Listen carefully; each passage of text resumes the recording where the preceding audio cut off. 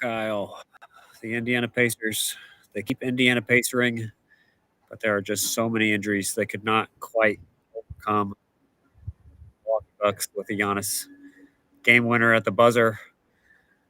How you doing today, Kyle? They are Indiana Pacersing, sort of. They you can tell they're missing Tyrese Halliburton because they get to all these end of game situations and it's just not quite enough. Today felt the closest, to be honest, because every time I was like, oh, they've really got to have the shot here, they had the shot here. Or if they didn't get the shot, they'd have an offensive rebound, pass, and another chance. So it's Indiana Pacersing making it close, but without a closer. And so they're 1-6. 1-6 with 4 clutch time losses already this season. It's another game where 6 minutes left. They're down 11. Tony East turns to me and says, "It's Pacers time." And Jarris Walker immediately hits a 3, and it was on. Just they were so close. They were so close to doing it yet again. Rick said after the game, maybe if they were the ones that had the ball last, it would have been Pascal hitting that shot instead of Giannis. And that's kind of the night that it felt like. It's time for a hot take. 1 minute into the pod, Derek. What if they would have fouled Giannis intentionally with 15 seconds to go? We were just talking about this in the press room. Yes, if you do it, you have to do it early. Mm-hmm. And then worst case scenario, right? He hits both and you're only down 2. They can't foul. They're not going to foul intentionally. Although you wonder if maybe they could make the same case to foul Pascal with his current free throw struggles. But it's a very intriguing idea that they'd never do, but it does intrigue me very much. Oh, no team does it. Tie game, and you're fouling? I mean, that would be crazy. But it crossed my mind when they were inbounding the ball because he just missed 2 in a row. I mean, I don't trust him at the line. Anyway, it didn't happen. Any other interesting tidbits from the locker room before we get to the rest of the game? I had to leave before Pascal and Isaiah came up on the podium so we could get the show going. Johnny Furphy walked out of the locker room on crutches, so not looking good with his ankle injury. You can tell the team is like frustrated just by the amount of bodies that they continue to lose. Quentin Jackson leaves with a hamstring injury. Obviously was dealing with that in preseason, the same one, I believe. So not a good sign there as well. Just after he had such an incredible game against the Warriors. It's tough times right now, I think, in the locker room, just trying to deal with all these losses. Yeah, the Pacers keep on pacering is both as many clutch games as games where a player has left in the middle of the game with an injury. And this time we got 2 for the price of 1. So maybe we'll have even more hardship contracts from players that we only vaguely remember being in the NBA, signed to the team, playing in clutch time. Can't wait. I can't wait. There might have been a third. Maybe Ray J. Dennis didn't play in the second half just because Rick wanted to go elsewhere. Very possible. But he was questionable before the game and did not play in the second half, I believe. And the Pacers were playing a lineup at the end of the game, like with basically like 3 4s and 5. Like there were no guards out there for a stretch until they put in Ben Shepherd for the last couple minutes. Like Jarris Walker was legitimately probably the point guard on the floor if you were going to assign somebody to that spot. Just an insane. You got to give Rick Carlisle a ton of credit. Like I know I jokingly said that he's like secretly embracing a tank, but like to get this team to consistently have this many close games is nuts. I mean, I'm going to say 2 things that are going to sound kind of contradictory.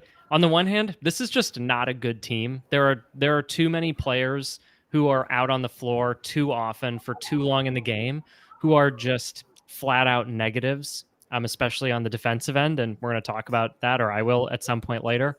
The first half, I really never want to think about again. I mean, it was at least as bad as the Atlanta game. Maybe it was worse than the Atlanta game for stretches. Only offensive rebounding was keeping them vaguely in touch, plus Ryan Rollins throwing the ball into the fifth row whenever he had the opportunity to do so. And I mean, this is another like give Rick credit, right? Coming into the season, we're all thinking that, the Pacers possession battle is going to go from a strength to a weakness. And because of the way their offensive rebounding, and I felt like in the first half, you could really see the intentionality with which they were crashing. Aaron Nesmith, especially, and Jarris were doing it a lot. The only reason they were even within striking distance in the second half, and then in the second half, a lot of the problems that, whether it was transition defense just getting beat by like a touchdown pass, um, Giannis, they never really solved. Shooters they had issues with, but they at least like lost fewer battles and gave themselves some kind of chance. I mean, the game began with the Pacers on track for not just another worst shooting performance of the last 5 years. It was like By an the end of NBA the worst game, ever. they turned it around. And so again, like Rick, first half, second half, the guy adjusts, he adjusts, and the team adjusts, and they for some reason that even I can't quite fathom, they keep on trying to make plays and believing in each other when there are certain times it would be easier to frankly like lose some faith in your teammates the way especially the defensive end has been going. Yeah, it's really impressive how this team keeps fighting given all that's going on.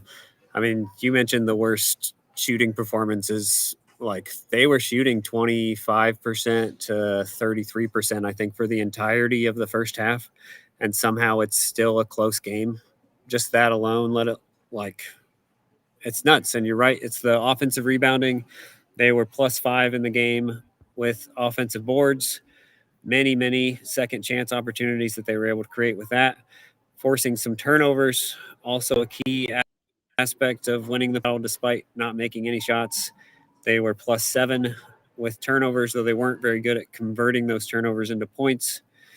And then I think the other thing that they did really well was they got to the foul line a ton in this game. 29 made free throws to Milwaukee's 13. Both teams missed 9, but the Pacers got there 38 times tonight. Like they were relentless at attacking towards the basket, drawing fouls, getting to the rim, and they did everything they could despite not being able to make jump shots, especially threes. I think until the fourth quarter in the last stretch, they were 17% almost the entire game, between 15 and 17. They got that up to 24% just by making some at the end. But I mean, for them to only lose this game by 2, despite the Bucks shooting 43% from 3 and making 20, and the Pacers making 8, is, yeah.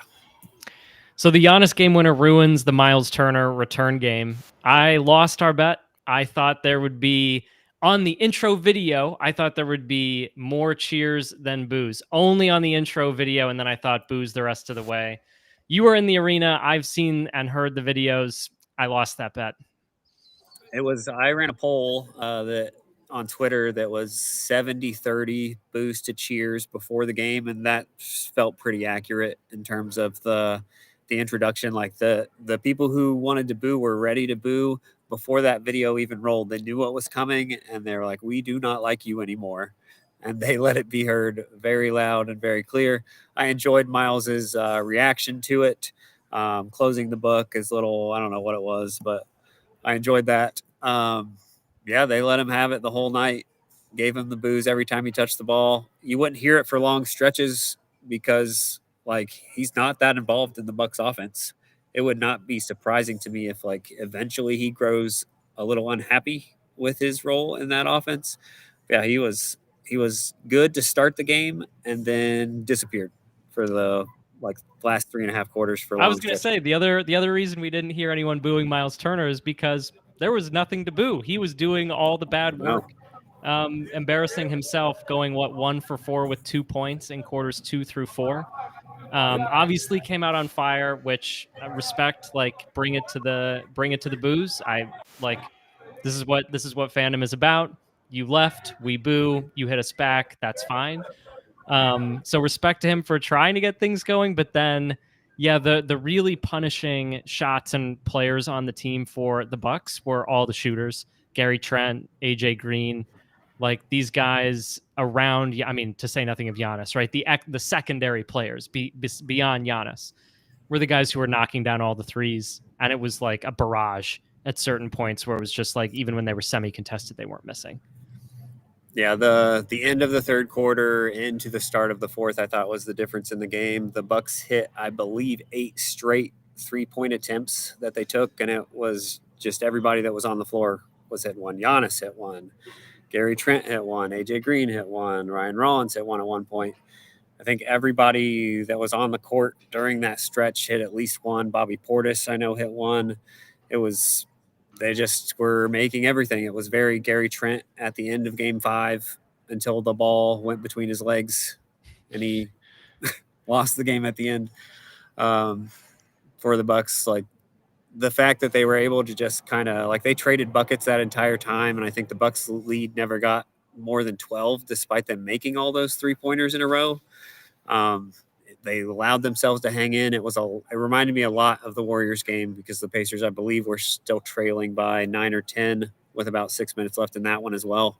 And then they started to make their move, do their comeback thing, and just fell up short tonight. Before we fully move on from Myles, I think we should get a play of the game in. Yes, I need you to play this clip. Milwaukee, it's their 6th. So both teams are used to going down the stretch. Here's Oh, I love it. I haven't been able to hear Quinn's reaction to this. I'm telling you, this is a huge. Oh, yes. And seeing Ty's reaction, I wasn't able to see that from the stadium either. That alone will sustain me for multiple days. Just that clip alone. Fantastic. Do we want to just move straight to the TJ Ward so we can start talking about Isaiah Jackson? Because my goodness, here we go.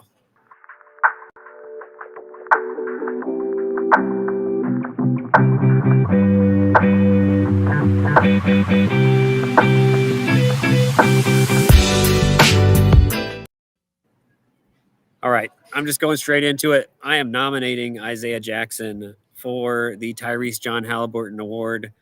Unbelievable performance after a great second half in the Warriors game. He continued his fantastic play in an effort to make all the Pacers fans in the arena be like, "We're good. We have a center," is what it felt like. They showed the stats between the two players on the Jumbotron twice in the game, both times like just during free throws. At one point, it was like Pascal shooting a clutch time free throw, and the crowd just starts cheering, and it's because they put those stats on the board.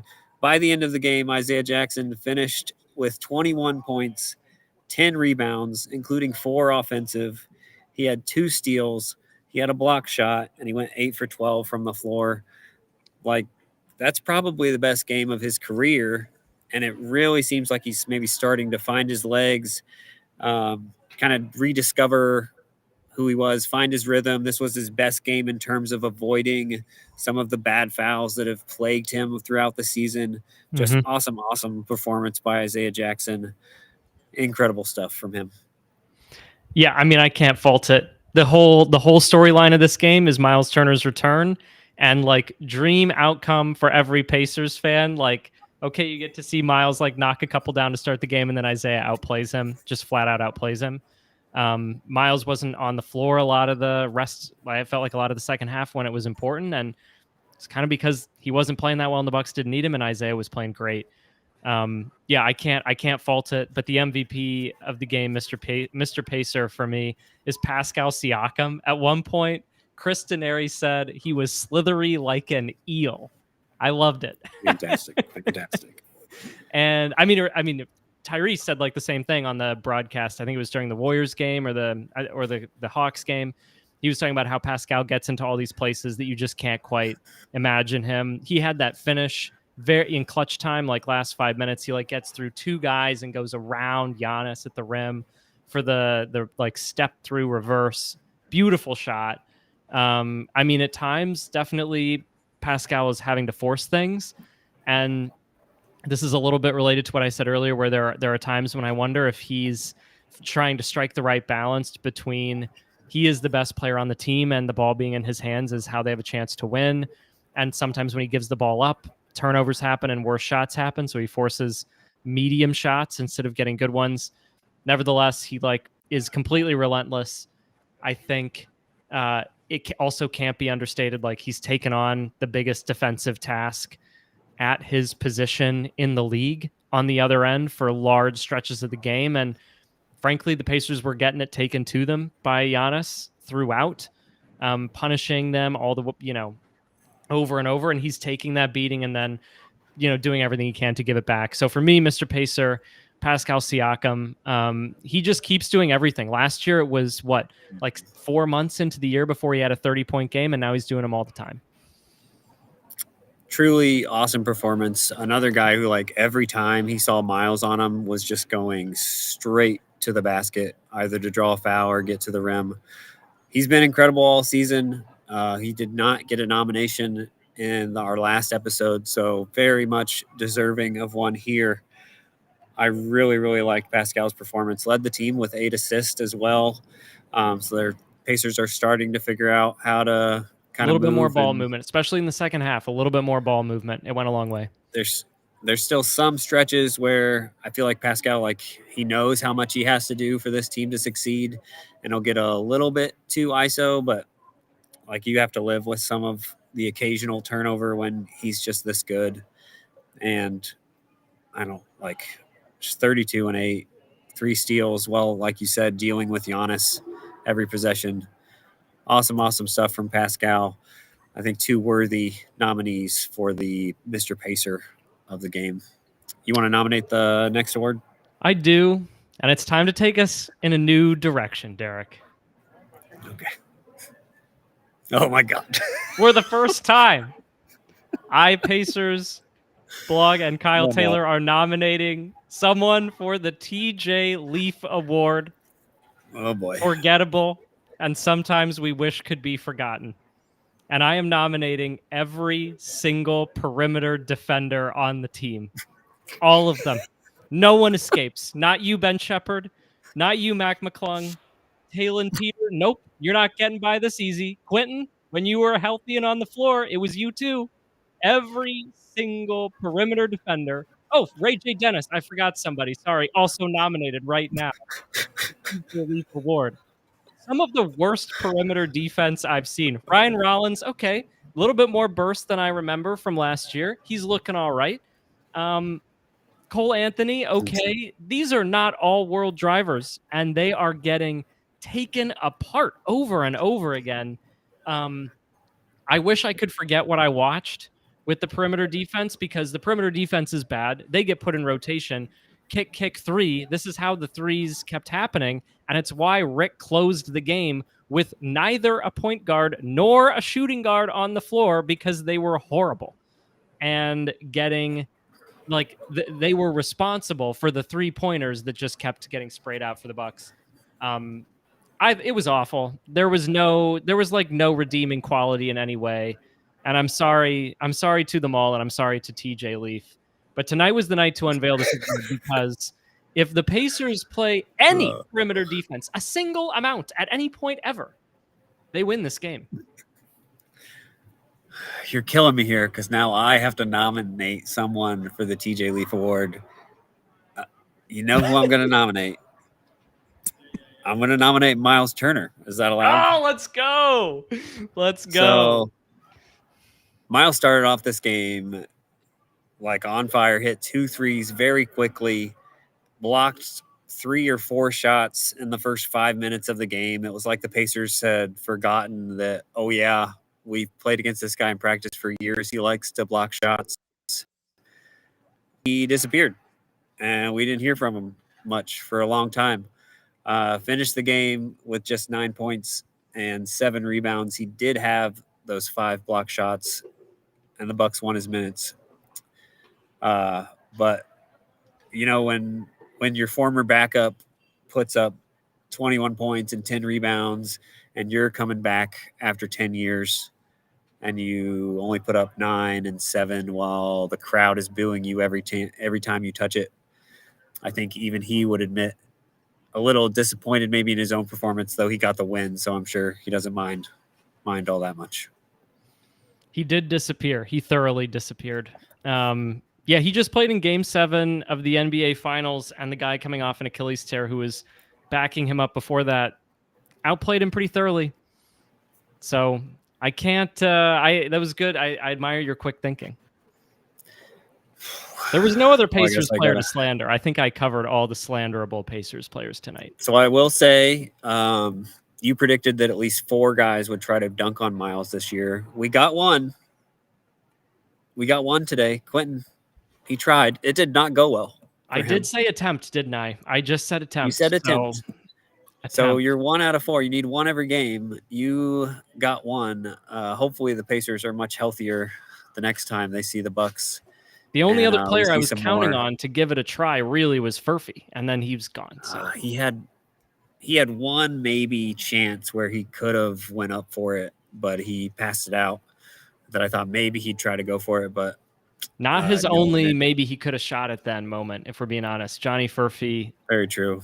Got super frustrated with that second foul, and then was kind of down on himself, and I think he'll wish he would have played better. One last Myles mentioned here for the TJ Leaf Award. Late in clutch time, he had an open corner 3, and he could have taken it, but he passed it up. Just another addition. It was surprising that he did not try to take that shot. Like a deer in headlights, I dare say. On to our next award. All right, so I need to come up with a nominee here. I'm going to go with – this is tough. All right, today I am going to nominate somebody. I don't think we've nominated anybody for this award either. I'm going to go with the TJ Warren Award. I think of this award as a buckets, getting buckets. And I'm going to go with Pascal Siakam for this award. Man was getting buckets. Bucket machine all season, really. 24 shots, like exactly what you want to see from Pascal right now. Like, you're the focal point of the offense. There's no, like, we're missing – like last year, you'd go through long stretches where Pascal would just be kind of invisible because of the way the team system runs. And then it felt like they would forget he was on the floor. There's no forgetting that Pascal Siakam is on the floor this year because they need him that badly. And he continues to deliver. Literally made the most buckets for the Pacers in this game with 11. Up next was Isaiah Jackson with 8. I mean, you can't get enough of Pascal's shot making, so I am nominating him for the TJ Warren Award. Yep, he's been a bucket. I'm going to go with Jarris for a very specific reason. Rewind just a week, okay? All I'm going to ask you to rewind is 1 week, and everybody is roasting Jarris for not getting all the way into the paint, for taking these fade away, spin, turn around, soft shots against smaller guys when he could be pressing his advantage to get closer to the bucket. And even today, 1 week after doing this multiple times, right? It's not just 1 week ago, it was one game. No, it's been the whole season. Today, he played with so much more intention in his bucket getting. The kind of buckets he wanted to get were the ones right at the rim. And he got them really as well as he's done at any point, drawing fouls and making shots. Tony East joins the show. Okay. Tony's going to nominate somebody for the TJ Warren Award. Now, having no idea what that is, he's just going to do it right now. Can I give Giannis it for the tough shot? Tough Ranger? No. Boo. No. Boo. Getting booed like Myles Turner on the show here. Understood. Well, Giannis did just say he likes playing against Indiana, and he was disappointed in the boos. So Giannis was disappointed in the boos? No, this is. I'm sorry. We can't. This is not. Too. I don't allow it. I don't allow this. We're competitors. Himself was disappointed in the boos, as expected. Yep. Trash talking is part of basketball. Best live show post game right here. You heard it here first. We need more trash talking in basketball. Old man yelling at clouds. There are 2 things that we used to have back in the day. We had better nicknames and we had trash talking, and I want both back. Trash talking where it's like it's a little nasty, but it's like it's hoops. This is what it is. It's fun. I'm a big Myles Turner fan. I always will be. feels like controversial to say that these days, but I loved like the atmosphere today. It's unfortunate that that's how the fan base sees somebody that was here for 10 years, but like it is what it is. Like this is fun. Like at the end of the day, it's competition. They're having a good time. Like Yeah. it's I mean, basketball. Like that's what it's all about. That's what it's all about. Competition. And by the way, when Giannis hits that shot, he gets to do what he wants to do. Like this is what it is. And that's what makes sports fun. Yeah, I didn't see all the commotion about Giannis's reaction to hitting the game winner. Was there anything that I missed there? What were people? Yeah, I mean, he's just giving it to the fans. And you know what? You hit a really tough fadeaway to win a game against your probably your number one rival, who's knocked you, the 2-time MVP, out 2 times in a row in the first round in increasingly fewer games. So you got to take the wins where you can get them if you're Giannis at this point, because right now those wins aren't coming in the playoffs. And then he finally gets one of these clutch time wins, and Jeremiah Robinson Earl is on the court as he makes a game winner. JRE was playing decent. Credit to him. Defense on him. JRE was credit to him. Like what more can you ask? He's in the right spots, like Tony Bradley award potentially for a surprising contribution that you're not expecting. Like, yes, credit to him. Now Giannis, you can kind of understand some extra emotions. The last time he was here, John Halliburton did walk on the court, was waving his towel, saying whatever he said. It's all unfun. Like that's what the rivalry is. It's a good time. I can't wait for the next one. Hopefully the Pacers are healthier when it happens. Hopefully they are healthier. All right, we ready to spread some positivity here? Let's do it. All right. So in honor of Ben Shepherd, we're gonna spread some positivity. We'll start with this little clip here. What do you got to say about Ben Mather? Miss him. Need him out here. So. Let me ask you a question. Not a question, a statement. The day that Shep gonna stop smiling is gonna be the end of the world. That's all I want to say.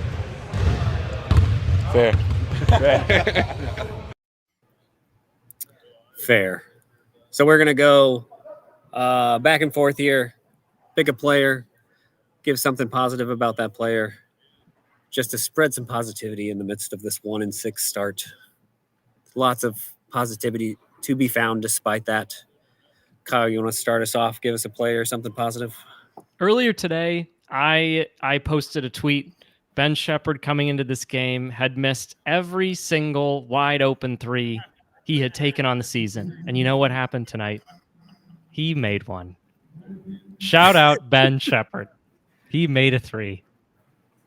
It felt good. It felt good to see Shep put one down. I was going to go with his driving if I was the one who had Shep. We've seen more driving from him, I feel like, in these first 7 games of the season than we have in the first couple years of his career. Lots of aggressive moves towards the basket. A positive development from Shep. We just need to see that jump shot fall at a much more consistent rate. Take your guy. Who you got? All right, my guy is Jarris Walker. I just want to highlight his passing continues to be what I believe is the best that the team has. I think even when some of these point guards are back, he's got the highest ceiling with his passes. He bends the defense the most. He finds guys that other guys wouldn't find on skip passes. Just very, very impressive stuff. He's going to have some turnovers where you're like, what in the world was he thinking? But once again, like today, 5 assists. He's always in that 4 or 5 assist range, it feels like. And for a forward to be doing that, especially with the team missing so many guards, is impressive and important for what this team needs to do. I think Carlisle talked about a game or 2 ago, they don't want Jarris doing too much, but he also can't do too little. So it's finding that right balance for Jarris. And I thought he did a really good job of that today. Awesome in the fourth quarter.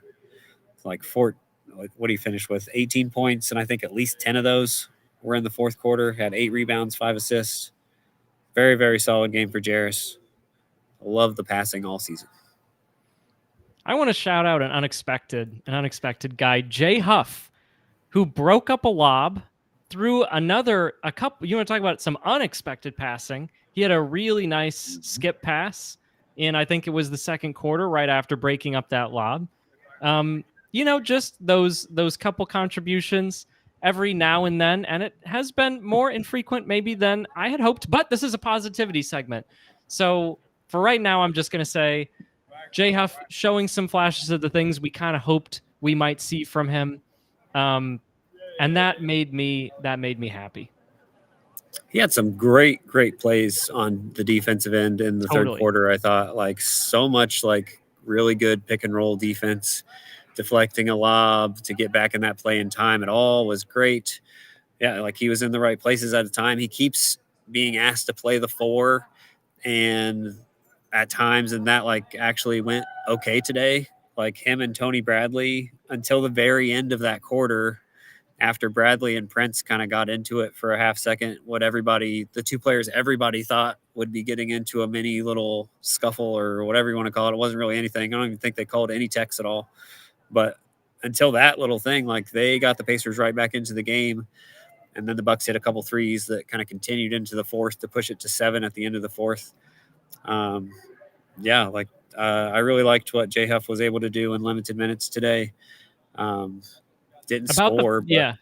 About the first time that him and Isaiah Jackson looked like the top 2 centers, and you felt okay about that.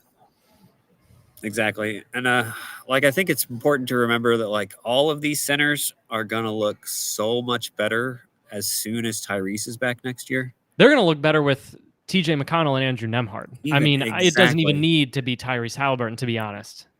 Like the guys that need the point guards the most are probably these centers. So for them to start to be finding their form and doing things well, like is very encouraging, even as they're still missing all of these pieces right now.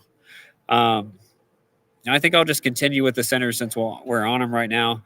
Tony Bradley just continues to like show up and put in good minutes. It doesn't feel like he's a negative. Him catching that pass that Talon Peter threw him, that was like the touchdown pass. It was like the great catch, like the rare occasion you're going to see like a blocking tight end in football, like run a seam route, and you're just like praying to dear life that he actually is able to catch the ball. And he like rumbles it's so and stumbles. Cool when it happens. It's so cool when it happens. And it felt like exactly that to me, that he was able to like catch that ball, gather himself and still finish all in rhythm. Was awesome. Talon Peter, great pass, but I was not expecting it to be Tony Bradley right there. Very impressive for him to be able to finish that. I felt like that was the first time we've seen him get a little feisty with somebody. See him set that hard screen on Prince right after they got tangled up or whatever happened there. I continue to enjoy the Tony Bradley experience. Like I wasn't expecting him, honestly, to still be on the team after camp. But he's earned his spot and he's earned like a place with the Pacers rotation. He continues to like give them a few good minutes every night. Yeah, teams need an edge. That was good. I liked that. Taurean Prince trying to bring it. Tony Bradley right there. It's good. I'm gonna shout out Aaron Nesmith. I love Aaron. I mean, I've said this before. He's my guy. I just like the heart and hustle. Always wins me over. The thing that I want to shout him out for is not giving in, because he's not shooting the ball well, and his drives have been really tough. Probably at the rim. I'll pull this up at some point, but for the season at the rim, I'm guessing he's shooting near the bottom of the league among players who are taking a number of attempts right at the basket. I think him and Jarris are probably both neck and neck there. They're probably neck and neck. And he just he's relentless. When Andrew and TJ come back, life's going to be easier for him. But at the same time, you can't wait for them to come back. You have to try and push your game to make it better to every extent you can in the meantime. And he's doing that even when it doesn't work.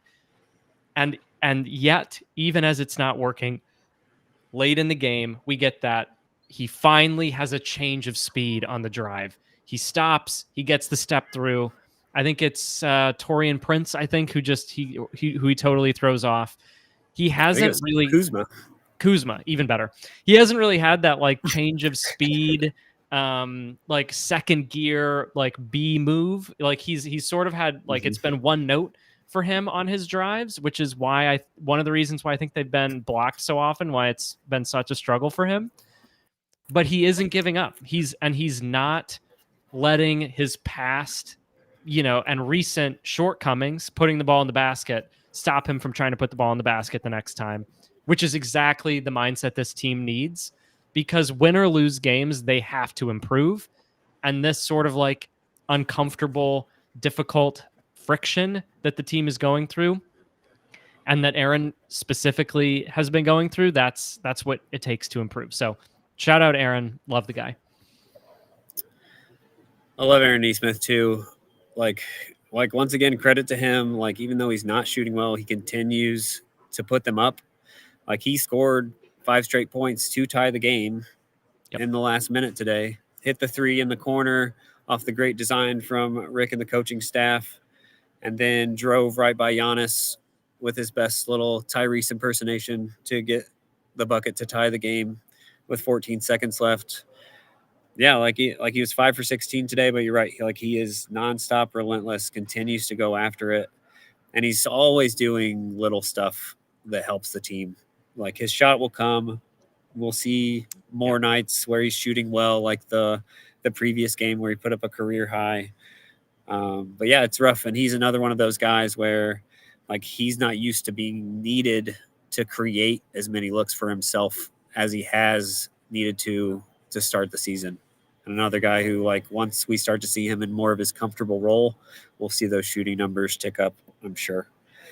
I'll go with Quentin Jackson next. I mean, just get well the soon. Golden State game. The Golden State game, can I just say that? Like, unbelievable performance. I mean, on offense, he gave his best Tyrese Halliburton impersonation by putting up 25 points and 10 assists with 0 turnovers, like literally the Halliburton game. And then on defense, he's playing lights out against Steph Curry, giving his best Andrew Nembhard impersonation. Like, for one night, the Pacers had a guy who was doing a lot of the things.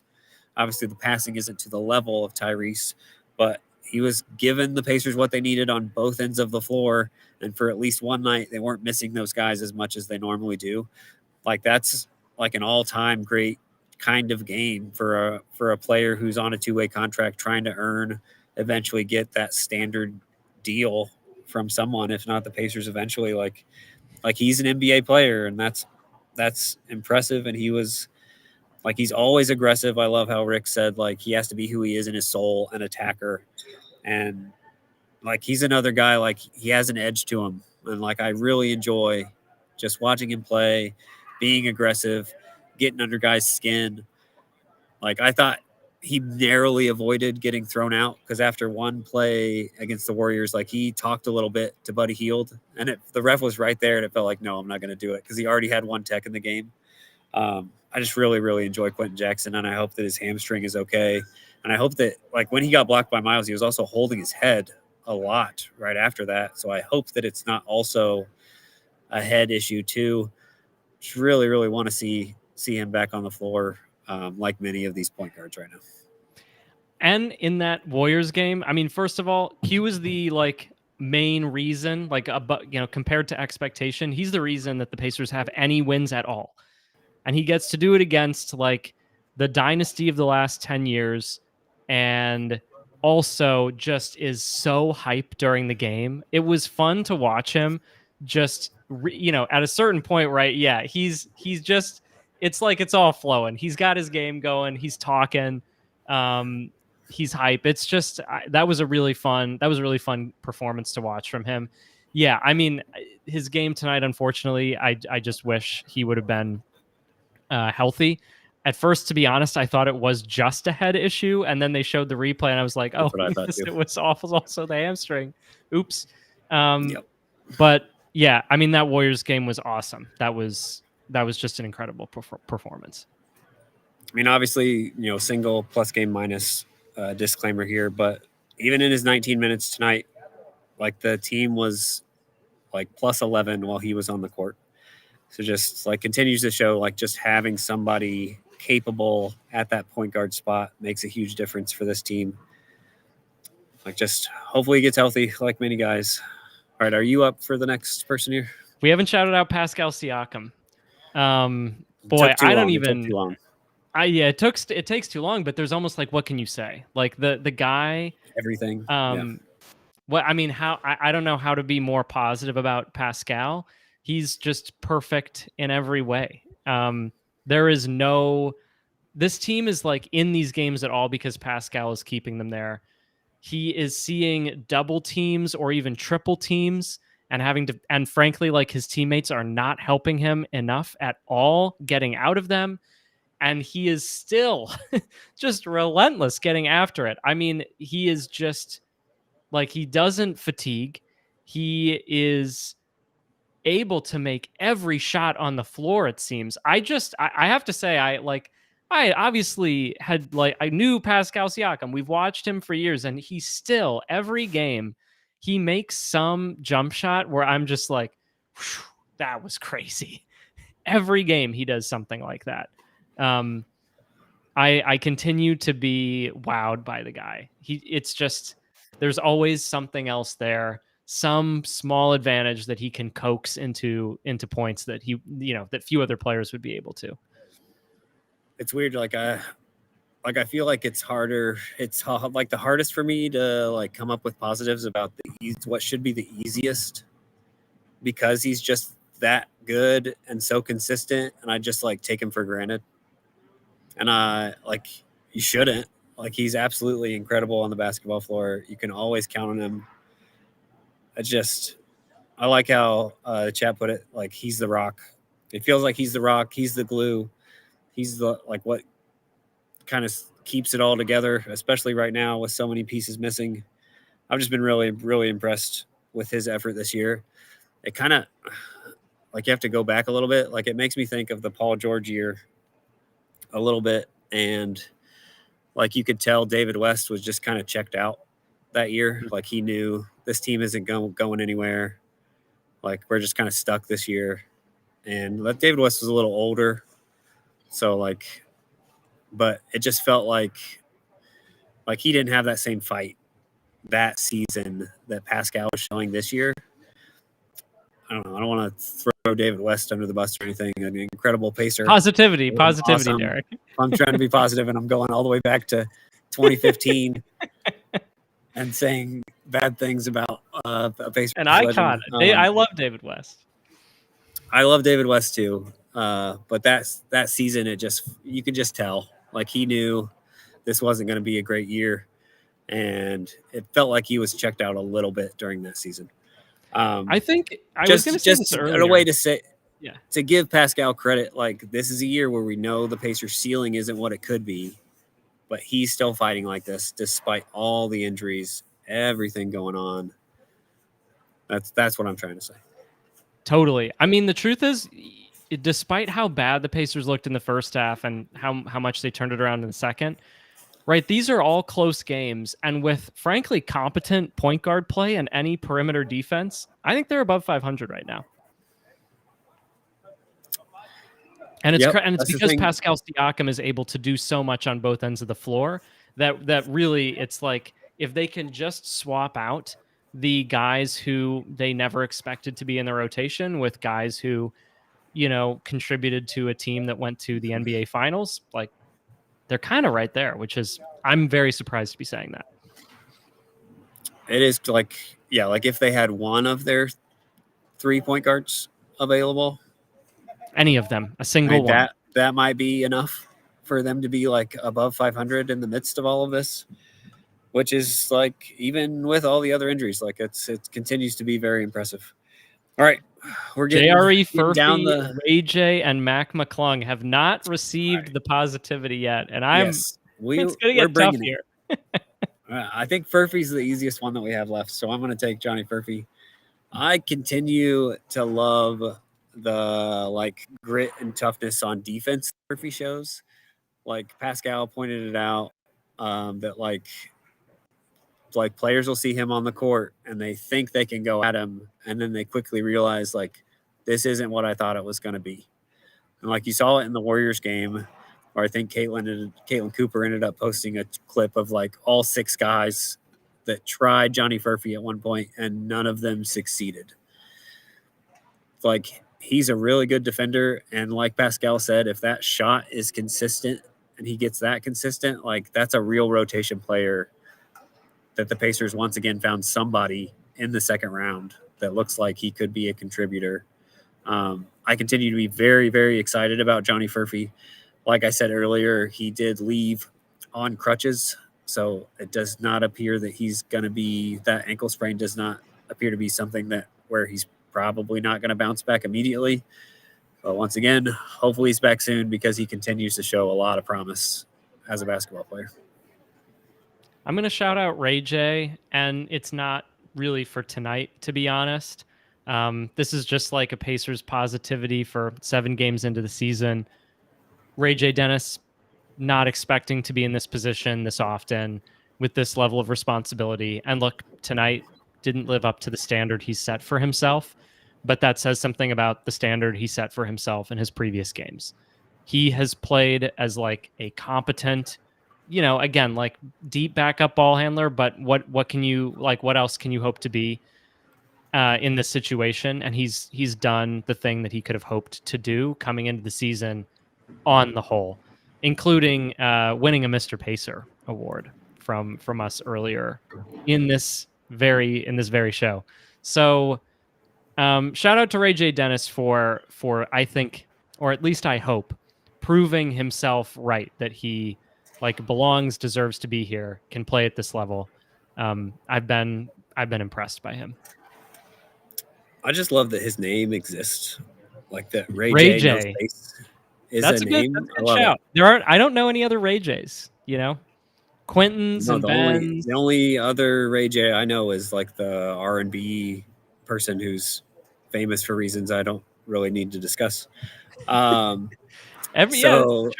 I mean Pascal. It's Ray J. Ray J's. That is pretty unique. All right. Now we're getting down to it. Taylor Peter, I feel like there's lots of positive to bring for him. The fact we talked about this earlier, maybe in the first episode, the fact that he looks like an NBA player alone, as like a late second round pick from Liberty that played multiple years in Division II, and he just looks like he belongs in the NBA every time he's been on the floor, except maybe his first few minutes against the Oklahoma City Thunder in that first game. Like, I felt like he's been comfortable, and that alone is impressive. Hit a 3 tonight off some good ball movement. Like through that pass to Tony Bradley that we talked about earlier. I really, really continue to like Taylor Peter. And yeah, to point out something maybe specific, like I love how quick that he gets his shot off.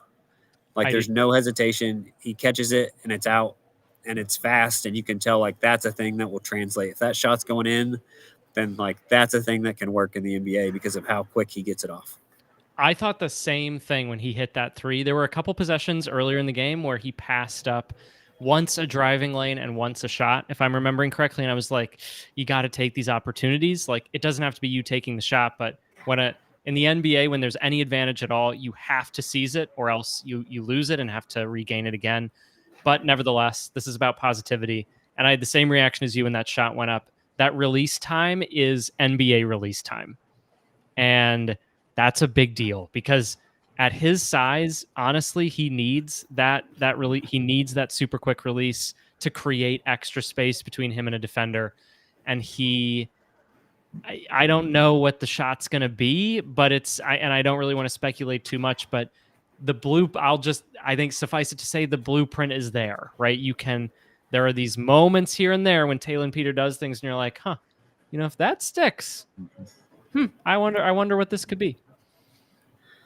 Yeah, it feels like eventually one of these two-way guys is gonna get converted to a standard contract, and there's a lot of competition. Like between like Quentin's shown a lot of promise, Ray J has had his moments, and Taylor has also like been consistently very good, like since the preseason. So like I'm very excited about especially Quentin and Taylor. Especially for two-way guards, for them to be put in the situations that they have been.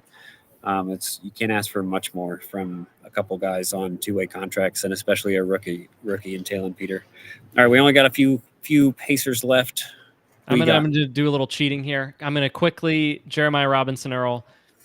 I mean, he has just not played at all with this team, has no practice time. And for him to, frankly, just not make any or, to make minimal mistakes, I think he forced Giannis to get rid of the ball once. We're taking that. We are taking that from you, like 10-day hardship contract, Jeremiah Robinson Earl. Thank you for helping us out in our time of need. But I'm gonna double dip and cheat a little bit. I want to shout out the bench and the injured guys on the bench. One of the things that has really stuck out to me, and I was watching it today a little bit more closely. I don't know what you can tell when you're in the arena, but Tyrese and TJ are standing up all the time. This isn't like whatever. This I don't know what the dynamic is on the team, but those two guys are two of the like leaders in different ways. Obviously, Tyrese more this play, and TJ is the oldest player in the NBA. They really, it has got to be such a boost to see guys who were right there in the NBA finals, right? The players who are going out there for the Pacers right now are young players who've never played largely in like against the best players in clutch time. It's a ton of young guys, or it's more established guys. Let's like Aaron Nesmith, who are being asked to do, Jarris Walker being asked to do a lot more than they've ever been. And for your vets to just always be hype, Tyrese is on the broadcast with Chris and Quinn, and he's like watching the game and not actually doing the interview because he wants his guys to succeed so badly, and he's so invested in their success. That has to mean the world to the team. Ben is up all the time in today's game, and you can see him getting into it. I know that they're 1-6, but this is like the ideal outcome, the very best outcome for this team, whatever you think of their record, is one where there is substantial, meaningful improvement that's going to translate to next year from these younger guys. That belief that the vets and the team leaders are showing in them is very cool. I don't think it would happen in every situation for every team. I don't even know if it will last the entire season. Certainly in some of the Atlanta game when things have been rougher, that hasn't always been the case, understandably. But it is very cool. It is what feeds the positivity for the team overall. And it's fun to see that even though they're out right now, they're not mentally checked out. I mean, just the fact that Tyrese is traveling to these road games at all when he's out for the season, like you don't always see like players that are injured, even like short-term injuries. You don't always see those guys travel on road trips when they're not going to play.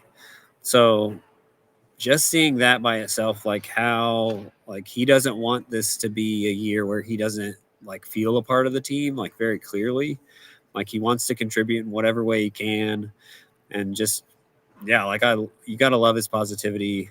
I love all the jokes that he a lot of his fits have been like substitute teacher kind of outfits. So like, he's like a substitute coach.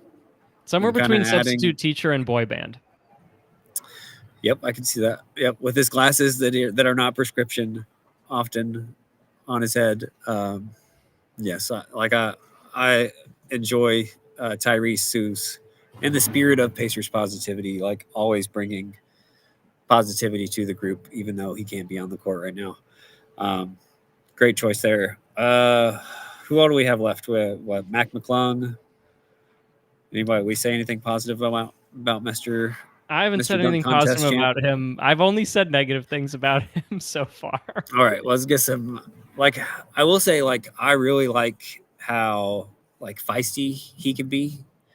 Like he surprised me with his hands on defense. Like he's been able to get his hands on the ball or on a lob to just kind of get a fast break going the other direction. He's done that a few times in limited minutes.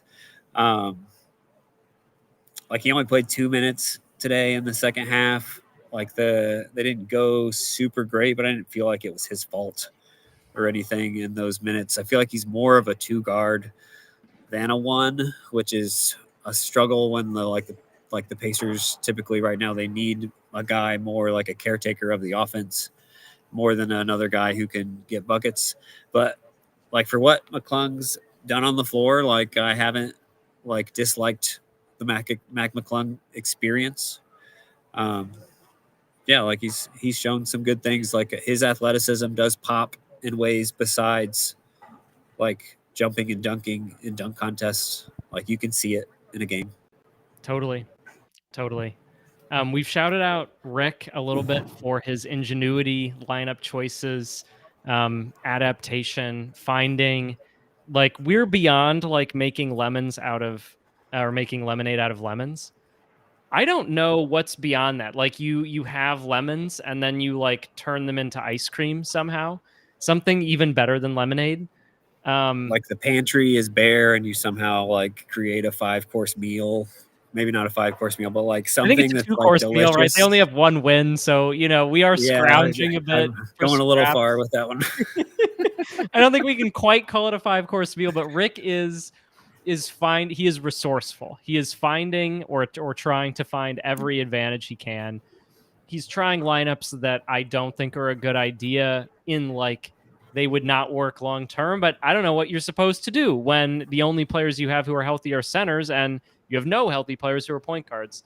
I mean, like what was that lineup at the end of the game? Like before they put Shep in, we had Jarris, I wrote it Jeremiah down. Robinson Earl, yeah, Aaron Nesmith, Pascal Siakam, and Isaiah Jackson. That's right. That like was yep.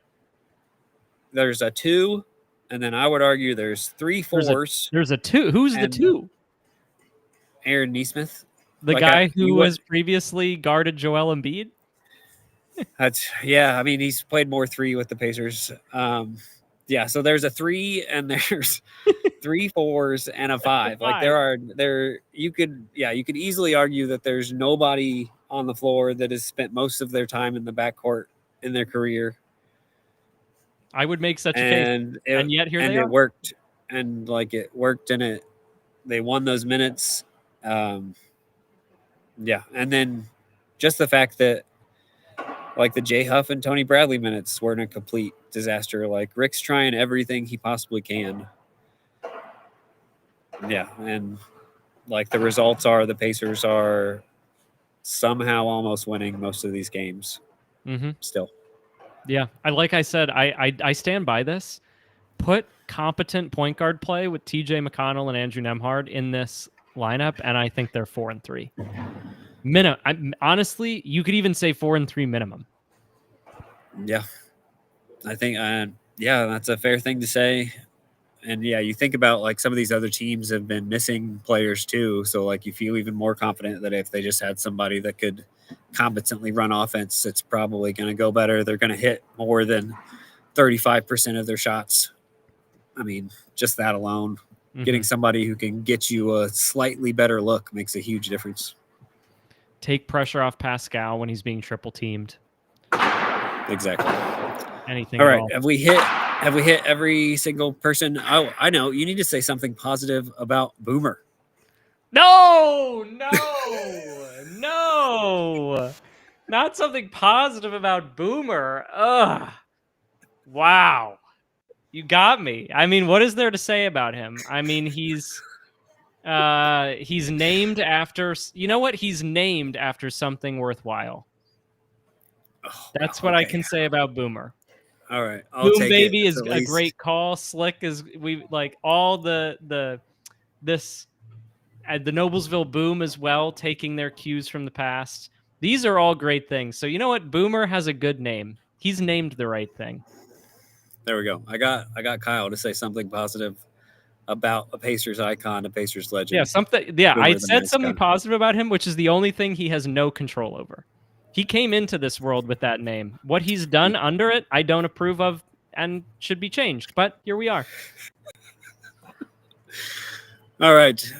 Well, we are Pacers Recap Live. You can tell that I have not hosted many episodes because I just skipped right through an introduction for what this show was or anything at the very beginning. Just jumped right in. Yeah, we're learning. We're getting this thing rolling.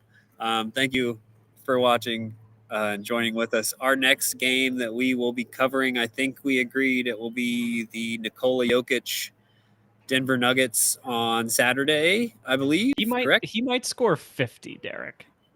He might. In the past, sometimes players have scored that many, and the Pacers have still won. We'll see what the Pacers can do against the perennial MVP candidate in Nikola Jokic. And then after that, I think our plan is to cover either the Toronto Raptors or the Detroit Pistons the following week. So we got some plans. If things get real dark, we got something in the chamber for you. Yeah. Anything you want to say before we say goodbye? No, I think that covers it. Despite my personal vendetta against the Pacers' subpar mascot, everything else about their season so far, apart from the injuries and their mascot, has been frankly better than I expected. And just like the resilience of this team is amazing, because I find myself, I even in this game where I thought they played one of the worst halves of basketball they played all season, we get to the fourth quarter, and I honestly believed, I guess they're just going to come back again. And I didn't think anything of it. What a team. This team is just crazy. I can't believe we get to watch them. Just the fact that their resilience and fight, even shows up when there's a guy on day hardship playing. He only played 6 minutes in this game, and almost all those were the last 6 minutes of the game. Yep. Insane. Yes, please hit like if you're still watching with us. Subscribe if you haven't. We are giving away Tyrese Halliburton mini signed basketball once we get to it. But thank you for watching. We'll see you next time. Adios.